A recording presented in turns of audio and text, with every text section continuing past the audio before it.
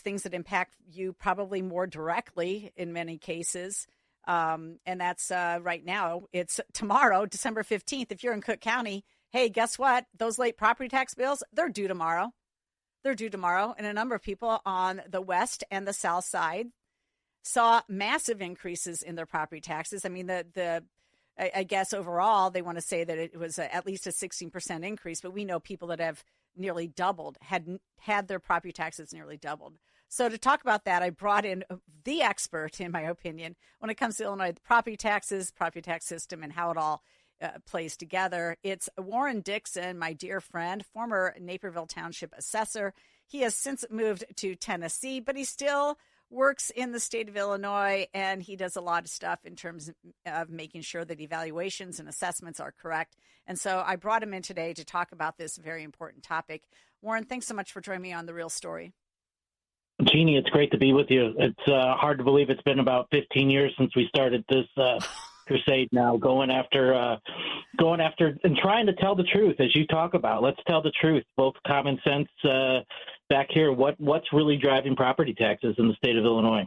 Well, let's just get down to it. I mean, you told me back in 2000 and from 2006 that you then had the crash, and you were the Naperville Township Assessor at that time. And so you literally saw what happened after this 07-08 crash. You literally saw business valuations erode because businesses couldn't stay in business. And what happened? All that burden shifted to the residents. And that's exactly right what's happening in Chicago. That's exactly. We were talking about it quite a bit. You know, it's funny when we talked about the change in assessor from Joe Barrios to Fritz Kagi back in the day, when they spent abundance of time in the Naperville Township office, they were talking about, preferential reductions to commercial valuations, and that shifting the burden onto residential properties and the remaining businesses significantly. Well, yeah, that was what's happening. But now, in reality, what's happening is these commercial properties do not have the value of what they had before, and now we're pushing that big burden further to residential property. So for your viewers, for your listeners, to understand the two components of property tax in the state of Illinois that everybody kind of understands is the levies, right? The local governmental costs, schools, parks, police, roads, your quality of life type of stuff. They levy for dollars that they need to operate those things, and then those are shouldered by the value or the property tax base. And when the commercial tax base goes down, it's just a balloon. The levies aren't going down. So if if it's shouldered by value of commercial properties, it's pushing that balloon down. And where is it going back up? It's going back up on residential property owners and the good business folks that are trying to stay here and do what's right. And where did we see, Jeannie, during this COVID era, massive appreciation in real estate value? Where did we see the biggest growth? It was the lower income to middle income families, the $100,000, the $200,000, the $500,000 home. It wasn't the upper end. Right. So where they're absorbing, where they gain value now, is those property owners, and they're feeling it. Not only on the south side and the west side of Chicago, but the North Shore's feeling it now too, and that's due to a big property tax. The erosion of the tax base, the commercial tax base in Cook County and across the state of Illinois, particularly the suburban collar counties of Chicago. Yeah, I know when you were back there at first, and I think it's public knowledge to some degree that you were helping Fritz Kagi look at his assessments, because Joe Barrios had played a game for so long, leaving commercial properties pretty much flat, never increasing their assessments whatsoever. At that point, it was part of the scam, and actually part of the Madigan-Burke scam, too, where they would intentionally lower property taxes way lower than their assessments. And of course, the bought-off property tax appeal board would buy into it as well. And they were all fine and dandy. Now it's real. Now it's actually real that they do not have the value, because they don't have the value. They don't have the foot traffic. They don't have the rental income. And assessments on the commercial side, in large part, are based on what you can rent particular office or space for. And so when that's eroded, which let's get down to it. I mean, business is eroding because businesses can't make it in the state of Illinois, and they're going to friendly environments. Absolutely. They're heading the different environments. And when I was looking at property taxes here where I'm at in Tennessee now, and I'm sitting here preparing for hearings in Lake County right now, the largest townships in Lake County. I'll be spending my next week in defense of assessed valuations at the Lake County Board of Review. As numerous townships are starting to outsource valuation, and we'll talk a little bit more about what that is. But we're seeing those. In Tennessee, affordable place, let's call a $700,000 property, has a $3,000 property tax bill. It's unbelievable. The football team went to 2 state championships here. We have kids going to Vanderbilt, Texas A&M, West Point, Naval Academy. The roads are good. The schools are good. The parks are great. They're not lacking in anything that they're having, but that cost of that same $700,000 house sitting in the township of Naperville that I was in, or that business of $1 million or $700,000, they were paying near $20,000 in property taxes. So that's a significant difference on affordability, and it's driving business and the tax base further away from the state of Illinois. So as other states are starting to champion, let's eliminate property tax, Florida says, Ohio says it, right? Mm-hmm. Illinois is just not looking for those, creative ways to lessen the burden and attract a base that would lower the cost to the average Illinoisan. And I think what we're doing is, I think the solution to it is a combination of things. Government never is efficient in what it does. And I think outsourcing, reducing the size of government, letting private sector solutions try to resolve and reduce costs. Shields Township's a great example of this experiment, right? They outsourced their assessments completely, 100%. We lowered the cost by 60% in day one. 60% in day one. That was over $350,000 annually compounding for that governmental body. Now that's a huge property tax for that township, right? To continue. Yep. Those types of things are important, and are creative ways.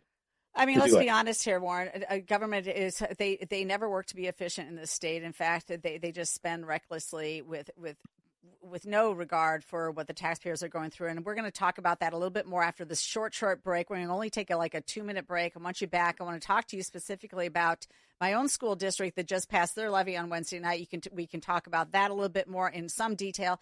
And then I want to get to this whole chaotic situation in Cook County and the recent lawsuit that just came down. A judge said, hey, those tax sales you're doing, Cook County, they're illegal and unconstitutional. So we're going to talk about those two issues. Warren will be right back after this break. You're listening to The Real Story with Jeanne Ives.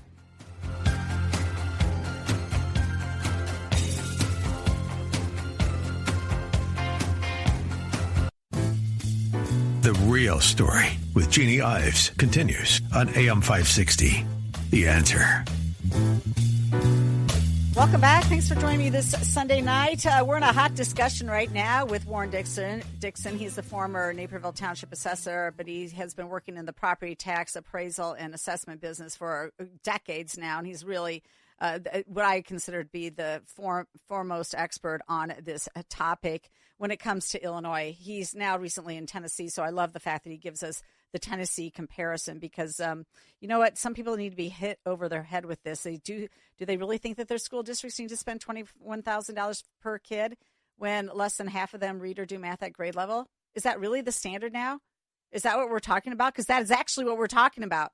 And I'm not talking about Chicago, by the way. I'm talking about Wheaton. Wheaton just passed its levy. On Wednesday. And, of course, they went for the maximum allowable, which was 2.9%, because we're, quote, unquote, PTEL capped, which means that they can only charge more than last year, whatever the rate of inflation is, or CPI, 5%, or the rate of inflation, whichever is lower. In this case, CPI last year. Oh, thank you, President Trump. CPI was only 2.9% last year. He had something to do with that as well. They also they applied the full tax levy to new construction, and then they levied $13 million on debt service. The $13 million on debt service could have been zero except the voters in April passed a $151 million referendum to redo only 3 middle schools and essentially build out performing arts centers for middle schools. Now, the Belushi brothers came out of Wheaton. They did not have performing arts centers in middle school, and I think they did just fine. Just fine. I mean, Warren, this is the nonsense that they play in the game that they play. And, we got to add on the full amount to the new construction. And, I mean, these are all fake maximums, by the way. They always go for the maximum. They never go, like, with 0%. Well, I think when you're unchecked for so many years in doing so, and you've gone through those appreciations. You talked about 2008 and the crash to 2009, people always said, well, the values are going up. That's the reason why taxes were going up, and taxing bodies used to push that off onto there. But then they saw it drop down, and all of a sudden values were going down. Their taxes were still going up. They realized a little bit there what was going on. But, Illinois, again, is horrible in desanitizing the ability to cut your levy, right? So they're talking about recapture and in future years if we don't levy here and there. So structurally, they've never been able to change that or want to change that. And you were a leader in that. Actually giving up your seat to put myself on the governor's task force on local government and mandates reduction there. So looking to do that, but these governmental entities continue to increase what they're asking for, and that's the big burden, right? The levy continues to rise, but now you just don't have the property value to support that, and you're going to continue to go up. So I think people really need to be. Wait, let's pause there just real quick here, because I think people should understand this, because what the school districts are saying, and they always say is, oh, your tax rate went down. And look, the value of your property, it's so much greater. This is just, it's so good for you. Everything's good. I mean, this is just, it's absolutely nonsense. It's actually meaningless until I go to market and I actually sell my house. And then I'm actually selling my house for a reason. I'm either getting out from under it, or I have no choice. And because your property taxes are too high. And so that's, and then to tell you, well, but the tax rate went down.